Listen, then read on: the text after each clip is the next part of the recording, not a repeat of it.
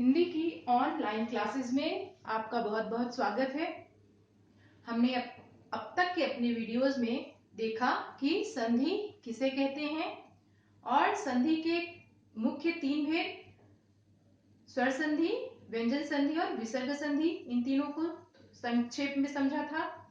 उसके बाद हमने जाना था कि स्वर संधि के 5 भेद होते हैं और उन भेदों में से हम अब तक दीर्घ स्वर संधि और गुण स्वर संधि का अध्ययन कर चुके हैं।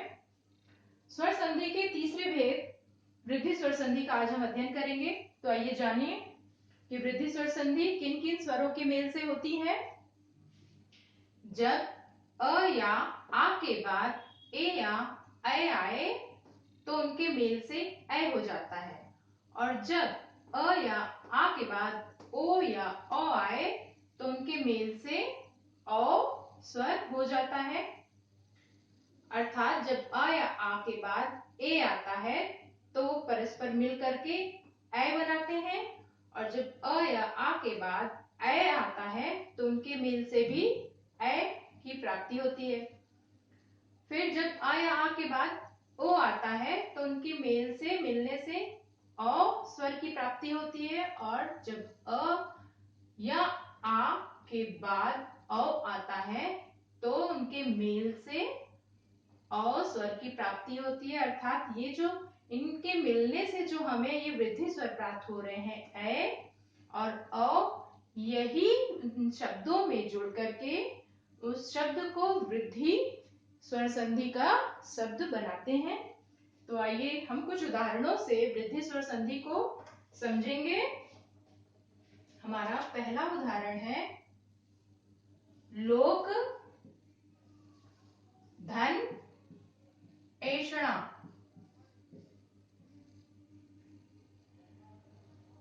पहले शब्द के आखिरी में कौन सा वर्ण है? अ, और दूसरे शब्द के प्रारंभ में ए। दोनों के मेल से ऐ बना, और यही इस शब्द में संधि करके बनाएगा लोकैषणा। तो ये वृद्धि स्वर संधि का शब्द हो गया। इसके बाद और उदाहरण देखते हैं। लोक धन ऐश्वर्य।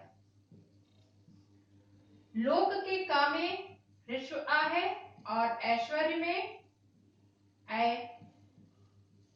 मेल से इनके ऐ वृद्धि स्वर प्राप्त होगा, और यही शब्द में मिल करके बनाएगा लोकैश्वर्य।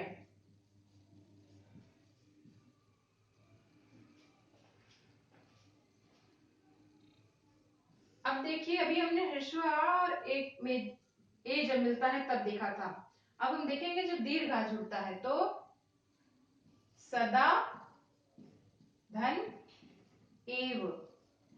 सदा के दा में दीर्घ आ है और एव में ए, इनके मेल से ऐ बना और शब्द बन गया सदैव। इसको एक और उदाहरण से देखते हैं। रमा धन ऐश्वर्य। रमा के म में दीर्घ आ है और ऐश्वर्य में ऐ। दोनों के मेल से हमें ऐ प्राप्त होता है और शब्द बनता है रमैश्वर्य। तो इस तरह से हमने जाना कि जब अ या के बाद ए या ऐ आता है तो ऐ स्वर प्राप्त होता है, और वह शब्द में इस संधि करके उसे वृद्धि स्वर संधि का शब्द बनाता है। अब हम देखेंगे और उदाहरणों से इसे समझेंगे।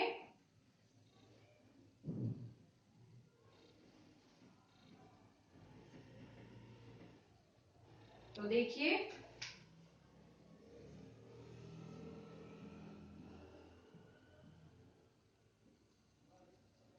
दंत धन ओष्ठ। दंत के ता में ह्रस्व आ है और ओष्ठ में ओ। दोनों के मेल से औ बना, और ये अ इन शब्द में संधि करेगा। कैसे?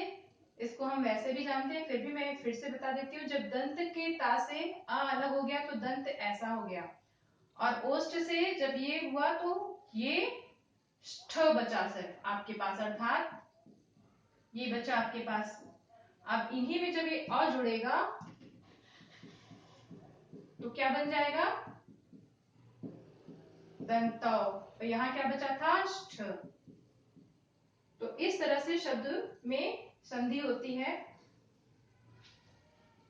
तो आपका संधि शब्द बन गया दंतोष्ठ।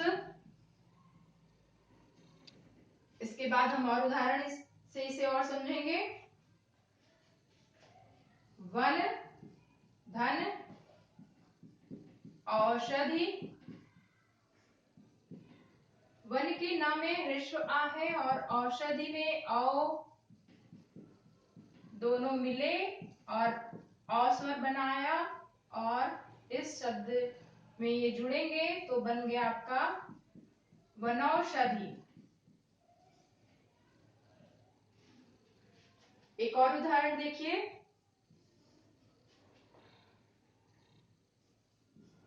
महा, धन,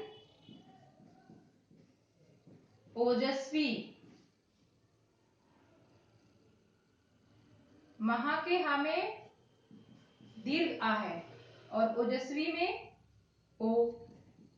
ये पास आकर के मिले और क्या वर्ण इन्होंने बनाया? कौन सा स्वर? औ। और इसी ने शब्द में संधि की और क्या बन गया? महोजस्वी।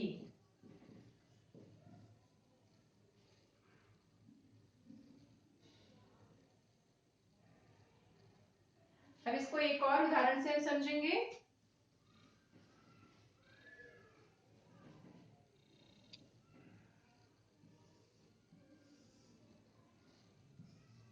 महा, धन,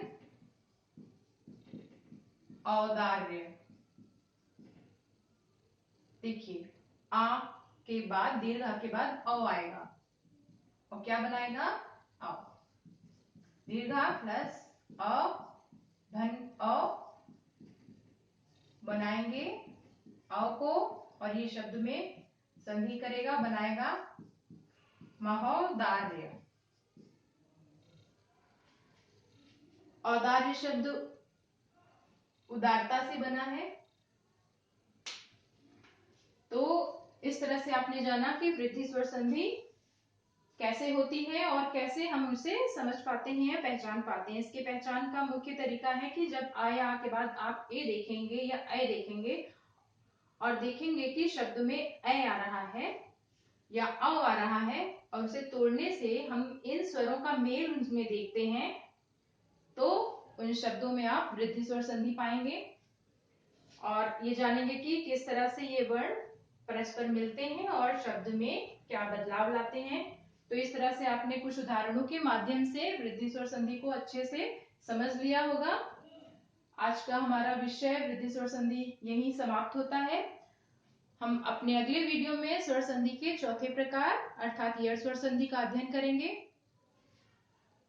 तब तक के लिए धन्यवाद।